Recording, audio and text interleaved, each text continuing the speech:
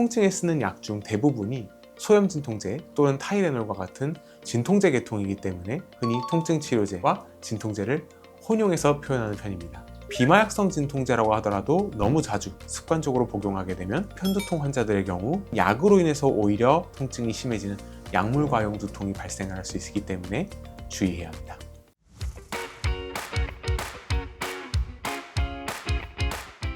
안녕하세요. 라이프원 마취통증의학과 전문의 최승영 원장입니다. 머리나 허리가 아플 때 약국이나 편의점에서 진통제를 찾으시죠? 하지만 이 진통제가 어떻게 먹어야 가장 효과적인지 혹시 알고 계신가요? 진통제는 우리의 삶의 질을 결정하는 중요한 요소입니다. 그렇지만 이 진통제에 대한 잘못된 정보나 오해로 인해서 제대로 복용하지 못하는 경우를 보면 많이 안타깝습니다. 오늘 이 영상을 다 보시고 나면 진통제를 현명하게 사용하는 방법을 알게 되실 겁니다. 그럼 지금 바로 시작하겠습니다. 진통제는 통증에 쓰는 여러 가지 통증약의 한 종류에 해당합니다. 통증 치료제 또는 통증약이라고 하는 것은 통증을 조절하는 데 쓰는 모든 약물을 통칭하는 좀 넓은 개념입니다. 여기에는 통증 자체를 줄여주는 진통제도 들어가고요. 신경통에 주로 작용되는 항경련제, 근육통을 풀어주는 근육이완제, 염증을 줄여서 통증을 완화시키는 소염제 등 다양한 약물이 포함이 됩니다. 하지만 진통제라고 하면 보통 통증을 완화시키는 역할에 국한시켜서 표현한 약물로 흔히 타이레놀이라고 부르는 아세타미노펜이나 나프록센, 아세클로페납과 같은 비스테로이드성 소염 진통제 이런 것들을 보통 호칭하는 말입니다. 저희가 통증에 쓰는 약 중 대부분이 이러한 소염 진통제 또는 타이레놀과 같은 진통제 계통이기 때문에 흔히 통증 치료제 또는 통증약과 진통제를 혼용해서 표현하는 편입니다. 너무 다양한 통증약들을 혼용해서 사용할 경우 소염 효과가 필요하지 않은 통증, 대표적으로 신경통 같은 경우에도 소염 진통제를 너무 남용하거나 항경련제나 항우울제가 더 잘 듣는 통증에서 진통소염제만 고집하는 등 그런 오용의 위험이 커질 수가 있습니다.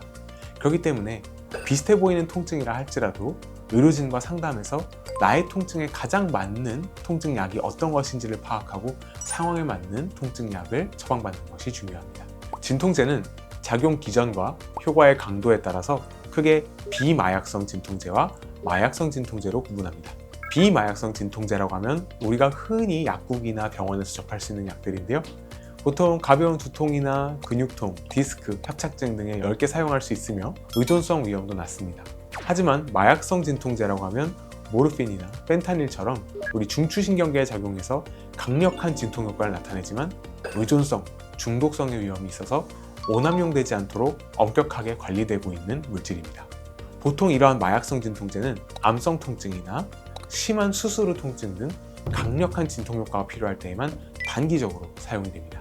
오히려 통증을 참지 않고 적절한 시점에 가능하면 빨리 복용을 시작하는 것이 중요합니다. 통증이 만성화되게 되면 치료가 더욱 어려워지기 때문입니다. 많은 분들이 걱정하시는 약에 대한 내성 문제는 일반적인 비마약성 진통제를 간헐적으로 복용하는 경우에는 크게 걱정하지 않으셔도 됩니다. 이 약들은 마약성 진통제처럼 중추신경계의 수용체를 크게 건드리지 않기 때문에 의존성이나 내성이 잘 생기지 않습니다.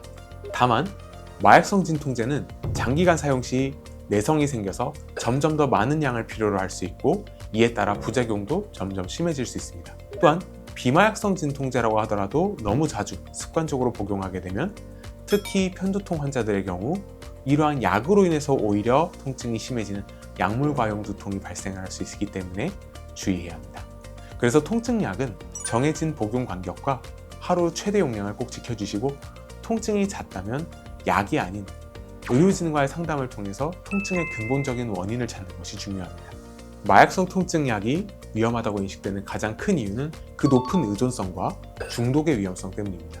이 약물은 뇌의 보상 시스템에 작용을 해서 통증 완화와 동시에 다소 기분이 좋아지는 느낌을 줄 수가 있어서 이 기분 좋은 느낌을 받기 위해서 복용량을 늘리거나 처방된 용도 외로 사용하게 될 수가 있는데 그런 경우에 심각한 심리적, 신체적 의존 상태에 빠질 수가 있습니다. 흔한 부작용으로는 변비, 구역감, 구토, 졸림, 어지러움 이런 게 있을 수가 있고요.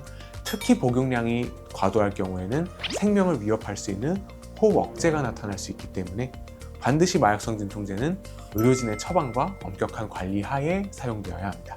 비마약성 진통제도 장기간 복용을 할 때에는 주의가 필요합니다.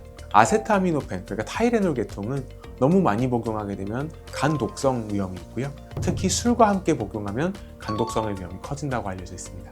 또 타이레놀과 함께 많이 사용되는 비스테로이드성 소염 진통제 계열은 장기간 사용하게 될 경우에 위장관 출혈, 궤양, 그리고 심장이나 콩팥에 부담을 줄 수가 있습니다. 만성적인 통증 때문에 1주에서 2주 이상 매일 통증약을 복용해야 한다면 반드시 마취통증의학과나 내과 등 주치의와 상담해서 정확한 통증의 원인을 진단받고 또 나의 간이나 콩팥 상태를 확인해서 장기적으로 복용하기에 적합한 약물이 나에게 무엇이 있는지를 모색해야 합니다. 오늘 통증약에 대한 궁금증이 많이 해소되셨나요? 가장 중요한 것은 이러한 약들을 너무 두려워하거나 망설이지 말고 또 동시에 너무 오남용하지도 않는 것입니다. 나의 통증을 가장 잘 다스릴 수 있는 약을 정해진 용법과 용량에 따라서 안전하게 복용하는 것이 건강한 일상으로 돌아가는 지름길입니다.